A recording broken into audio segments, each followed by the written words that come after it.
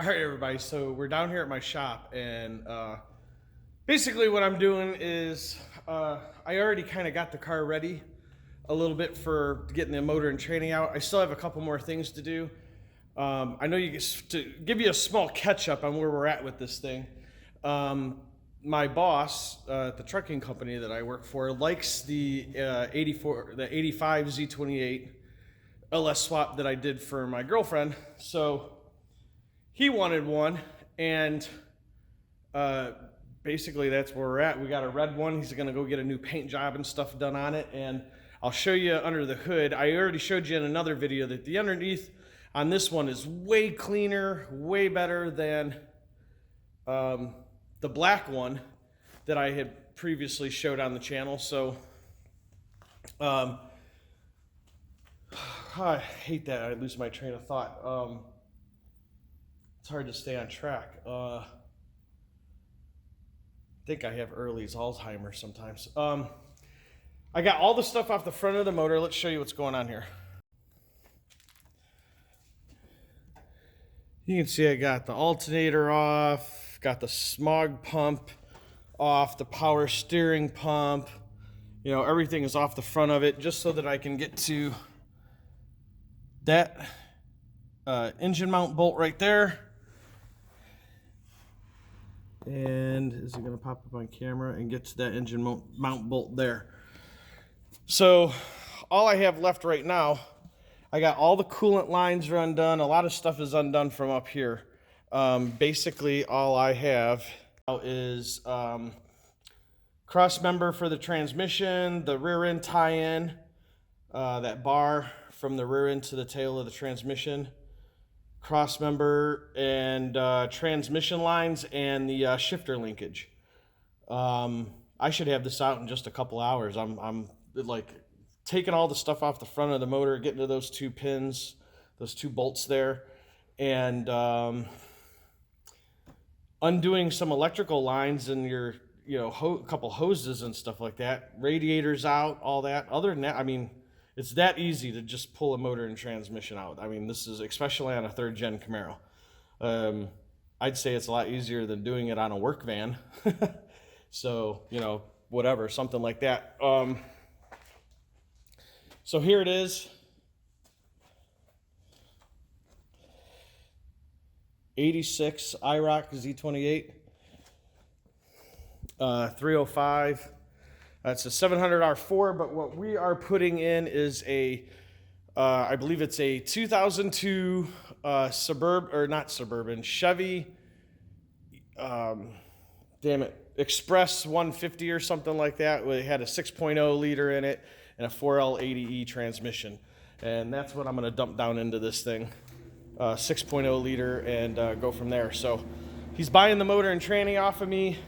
I'm gonna stick it in here, get the HP tuners on it, get it running, tune it up a little bit, and the rest is for him to do on his own. So let's get to it. Let's get this cross member off, a couple other things. Let's get it out. And just like that, it's out.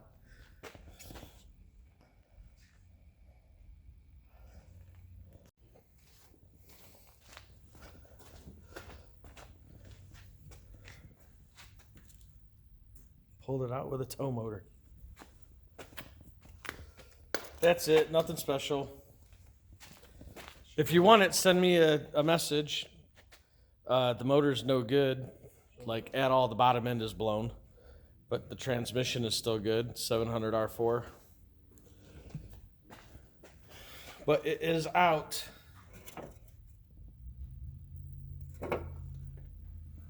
So what I'll do next is completely degrease, get all the tools and stuff out of here. And it's not going to be in this video, but I'm going to completely degrease this whole area here. Clean everything all up, take it outside, pressure wash the hell out of it. So what I think I'll do in the next video is I'll basically just show you that, you know, I'll keep it short, but just going to show you how I'm going to clean it up, paint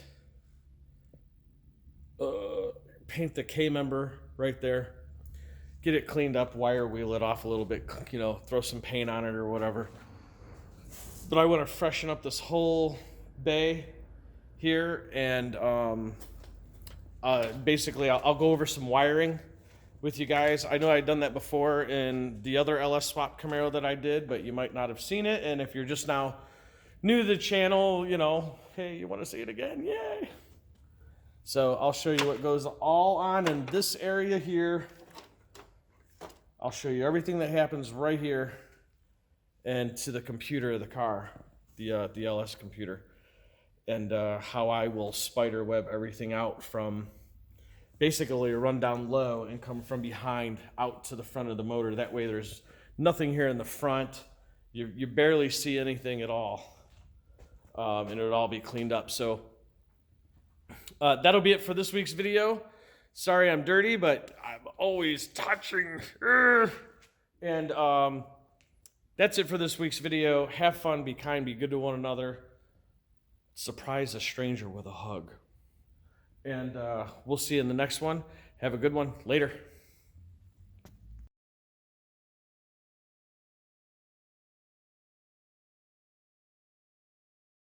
It's my first time filming like this, so let's see how it works out.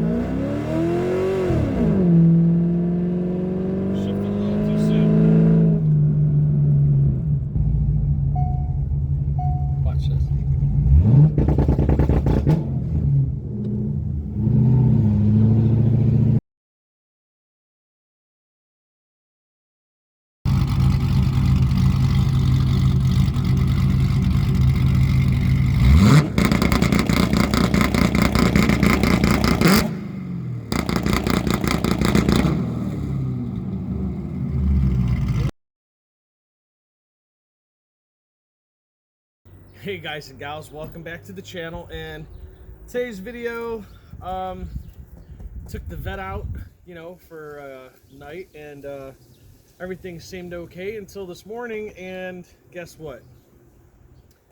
Battery is dead. As a matter of fact, the battery was so dead, I was worried that I left something turned on, and actually I didn't. There wasn't anything really to leave on. It's not like I wasn't out drag racing or anything like that. And so, I mean, I'm not out drag racing. I didn't do anything. I didn't leave any switches turned on. Nothing was going on. So, got the battery out. First problem is that this is crazy. So, to kind of start a little bit from the beginning, there's no power to the car. Absolutely no power. Key was in, turn it forward, no dash, no nothing. Headlights wouldn't even pop up, nothing at all. So the other charger that I had was from a, you know, one of those tool sale places where everything is really cheap and sometimes you only get 1 or 2 uses out of it, if that's a clue. Well, that's where the charger was from, and when I would put the charger on, the charger would actually say that it was full. Green light was on the charger, everything. I couldn't figure out like what the heck was going on here. So took the battery off. Here's the battery. Took it to the auto parts store. They actually said that it was fine, but it was low. So went to another store, got a much better, what seems like a much better battery charger, and it's been charging on there now. It looks like we still got about 15% or so to go before it's 100% full. But I really like this because it's got a battery reconditioning cycle on it. It can check your alternator. It's got engine start. You can check to see where your battery voltage is as it's charging. It's at 14.4 right now. It's charging it at about 9 to 10 amps, and it's great. I really like this charger. It's a EverStart Max. So anyway, what I found is that this old solenoid, my Nitrous Purge solenoid. If you remember, I've been talking about wanting to replace this thing for a while.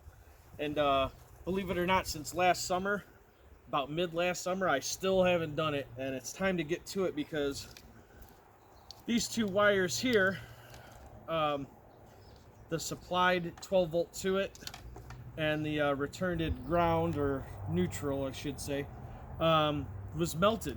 This part seems fine. What I don't understand is that the fuse didn't blow,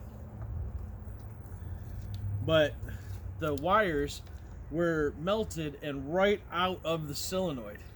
So the very last use that I had out of it must have fried it. I don't know if that actually has anything to do with the battery going dead, because it was last summer, unless just the shaking of the engine. There's a couple of things that we're going to check in this video.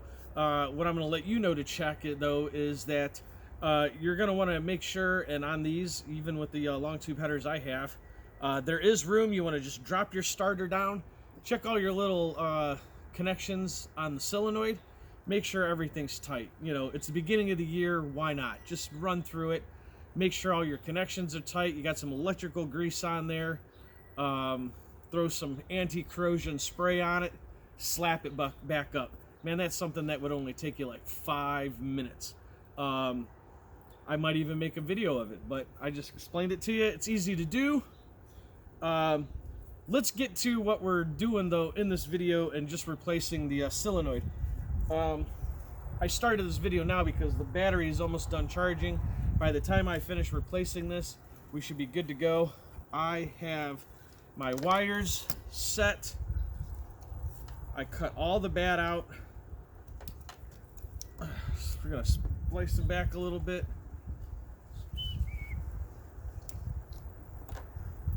Again, this isn't a part of what killed the battery. It could have been, but I doubt it. I think more of anything, it might have just been the alarm on the car killing the battery a little over time, because what I used to do through the winter, and what you just seen in last week's video, is that I took the maintainer off. Usually if I have my little 2 amp or 3, I think it's a 3 amp maintainer on it, I never have a problem, but I took it off a little sooner, you know, for a cold start that was in a prior video, and didn't realize that there was an issue with it. So now we've got an issue, whatever. So we're gonna get the solenoid off. I got the wire spliced back, can't talk as usual. I got some extra wire. We're gonna extend these out to make sure it reaches to where it's at. We're gonna put the new solenoid right back in that same place. Let's get to it. All right, so right down in through here, you can see is where the Purge solenoid is. And you can see the kind of burnt around there, and this is all fried together. It's really hard where it used to be like soft like rubber. But so we're gonna undo this Phillips screw. We're gonna get this off. This is for the Purge, and this is our nitrous line coming in. So we'll make sure we get this on the inside of our new solenoid and this going out. Let's get this old one off and get the new lines on and get the new one set in place. All right, so here's our supply line, and here's our Purge line. You'll notice I have 2 lines coming out of this fitting, and that's because I have one shooting there, and then on the other side of the license plate in there's the other one. So I'm sure you've seen it on the intro of the video, how it shoots out. But this is our new solenoid, and this is from a company called coldfusionnitrous.com.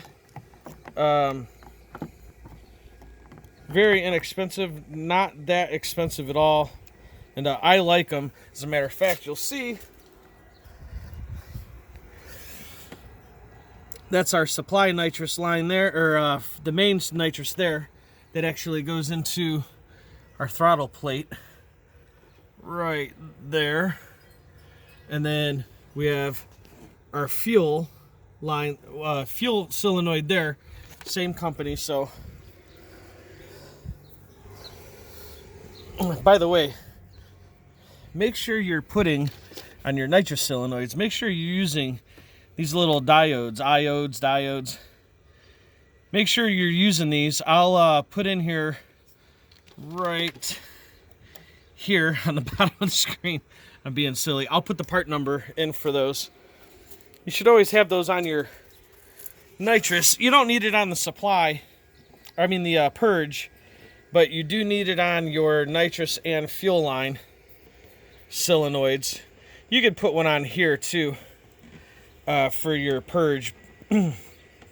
Really, they're more necessary for your nitrous and fuel, especially if you're running a Lingenfelter LNC 2000. It's in the instructions, and it will protect the unit. It will also protect your NOS two-stage mini controller unit as well. So we got the old one off, talked about iodes, diodes, blah blah blah. Get them on, use them. I recommend it. It will save your other electronics that have anything to do with the what you might be using, like the two-step or the timing retarder. You know, that's all in the LNC 2000. Your nitrous two-stage mini controller, stuff like that. So we've got the new purge. Let's get it on real quick and go from there. Okay, and just like that, we got the new one on. Let's take a look at it and see, you know, there's some nitpicking we can do with it. All right. And there it is. So check this out. This electrical band that I was using to mount it down with, you can see I notched it right there because I didn't want it touching. Oh, there, that's better. I didn't want it touching the two wires coming out of it. You know, I don't want it to be near it at all whatsoever, rubbing it. So we got that back in. We got our two purge lines on. We got our supply line on. We got the battery back in. We got juice. And there's still just enough nitrous in the bottle. Let's give this thing a shot.